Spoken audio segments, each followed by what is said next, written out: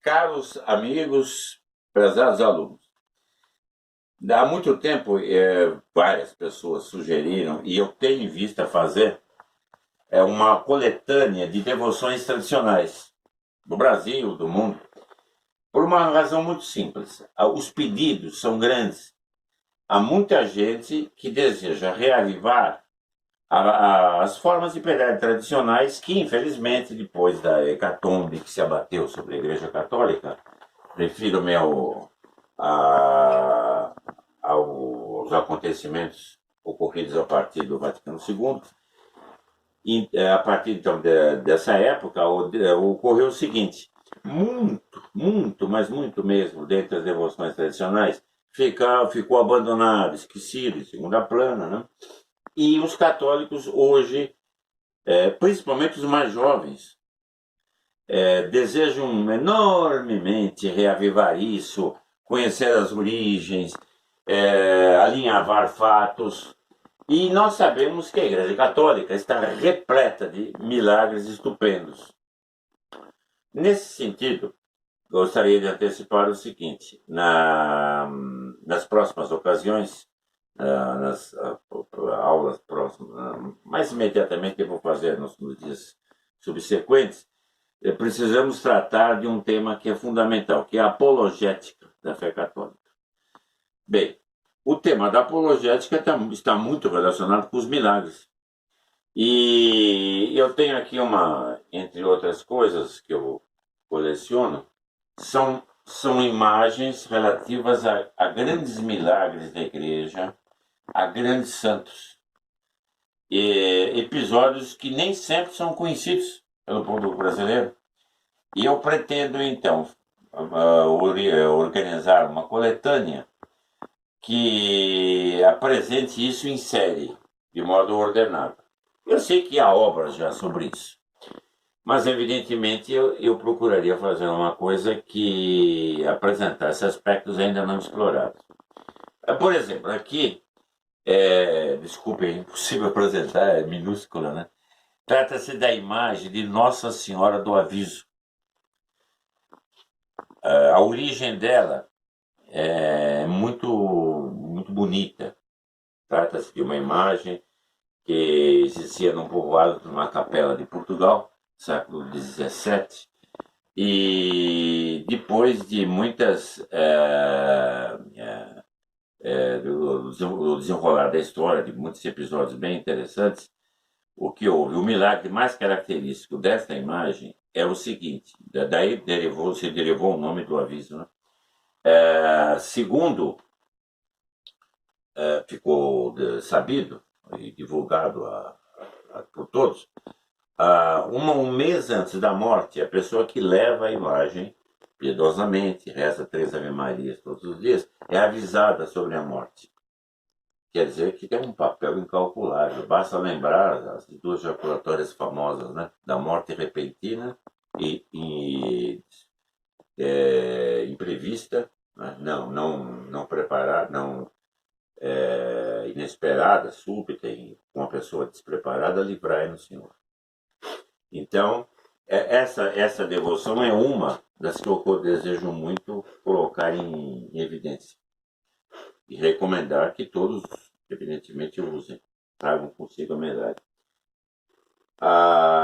Também, numa outra ocasião, pretendo tratar do escapulário da graça, que é muito comentado, evidentemente, que é uma devoção particular, mas a igreja não é uma devoção oficial, mas a igreja não tem nenhuma restrição, que eu saiba, pelo menos, com relação a essa devoção. O escapulário da graça é muito divulgado na França, mas não é conhecido no Brasil. Aqui está. Não sei se é possível ver.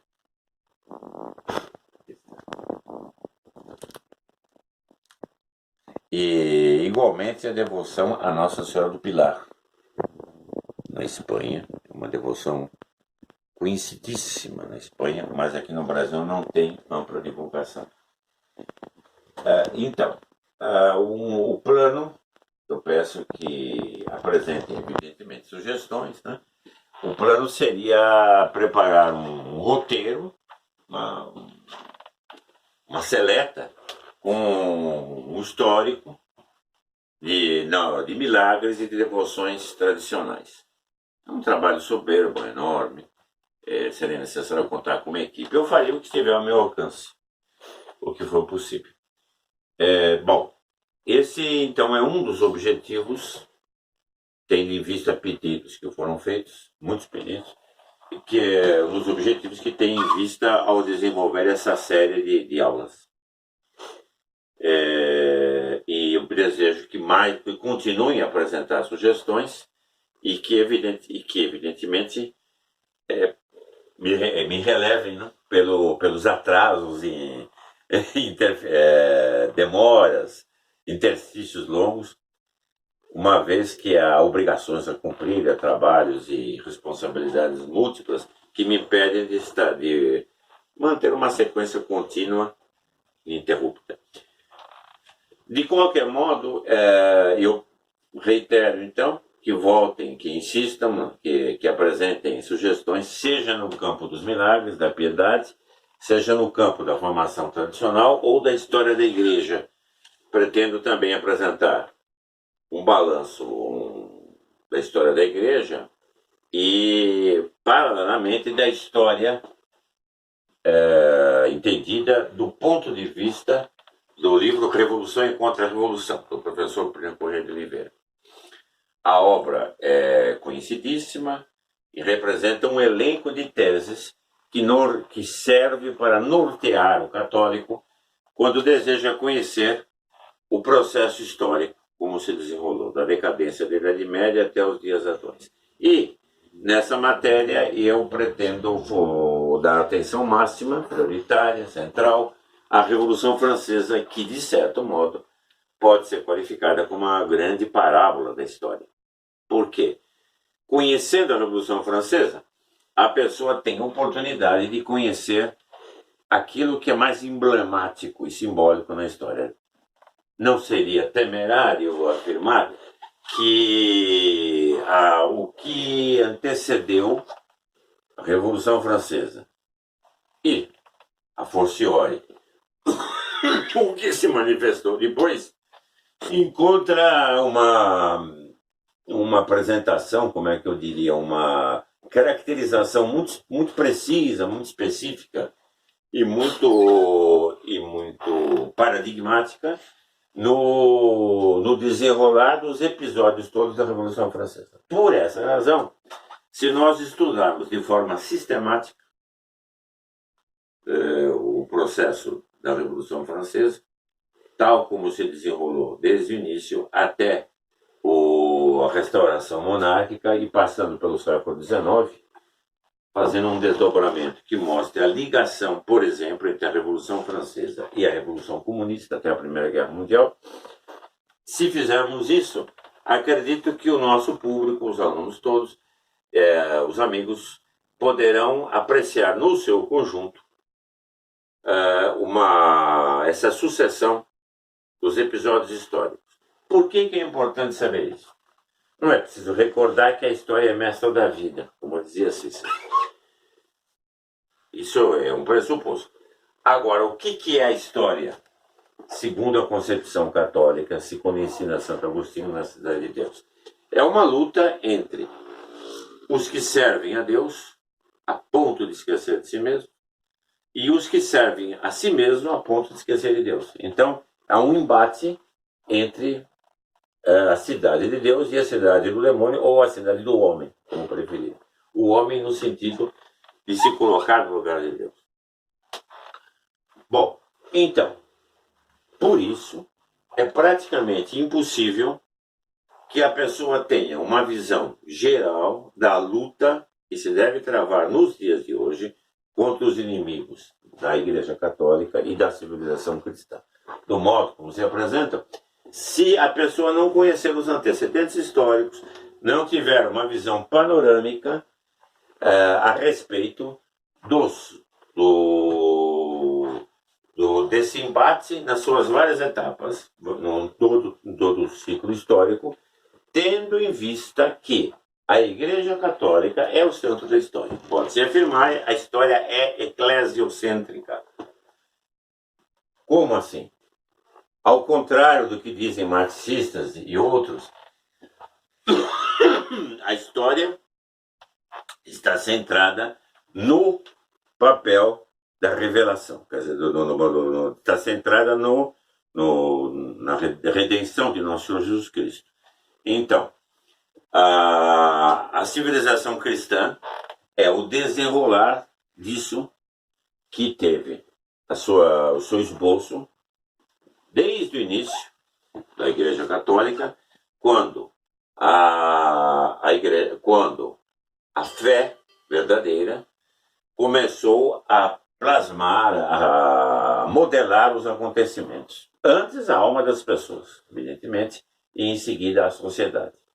Quando se fala, então, de restabelecer a ordem social católica, entende-se assim, claro. Resumindo, então, essas palavras, é preciso que a pessoa tenha não só formação catequética, mas também formação histórica. Não basta que a formação histórica seja no campo estritamente temporal ou no campo estritamente religioso, porque tudo isso se mescla, esquece. Há uma grande forma de entrosamento e de reversibilidade entre a ordem temporal e a ordem espiritual. Não devemos imaginar que haja uma dissociação brusca. Não. Pelo contrário. Assim como o corpo e a alma são interligados, também o âmbito espiritual, religioso, eclesiástico, como o âmbito temporal, o âmbito da vida social, vida civil, atuam em consonância. E é preciso saber ser católico, não só indo à missa, mas vivendo as 24 horas do dia com o espírito católico, com a mentalidade católica. Caso contrário, o indivíduo fica dividido, a pessoa fica numa espécie de conflito interno em que a nota dominante é a contradição. Ora, nenhum ser pode viver permanentemente na contradição. Portanto, ou a pessoa tende para uma visão católica, que abranja toda a ordem do universo, ou ela tenderá a uma visão laica, que evidentemente não é católica, é uma visão dissociada do plano de Deus, do projeto de Deus para a história. Isso, então, é um quadro geral que apresento sobre as perspectivas que pretendemos desenvolver. É claro, nós o faremos tendo em mente as preferências que forem comunicadas. Apenas desejo comunicar que desejo observar que há condições de nós darmos preferência a um outro tema e que, de início, para que nós possamos avaliar o alcance maior da atenção e das diversas formas de interesse, eu apresentarei várias matérias em âmbitos diversos, como um pot-pourri, quer dizer, com notas introdutórias, de modo que cada qual possa verificar, possa aquilatar até que ponto, em que medida esse ou aquele tema é mais interessante, é mais vivaz, perspicaz, palpitante, é mais candente do que outro. Claro, nós faremos então, estabeleceremos um sistema em que, ao mesmo tempo, poderemos tratar de temas da atualidade, fazendo uma espécie de rodízio, se é que se pode dizer assim, com temas atemporais. Por quê? Voltando ao que expus desde o início, assim como não há uma dissociação entre o espiritual e o temporal, também não há e não pode haver uma dissociação entre os dias atuais e a história passada. É preciso, então, que que todos tenham noção do processo revolucionário e do processo contra-revolucionário. Concluo essa apresentação, recomendando vivamente que todos leiam essa obra, chamada Revolução e Contra-Revolução, de Plínio Correia de Oliveira. Não estou com o exemplar aqui no momento. Mas foi lançado em 59 e houve várias reedições.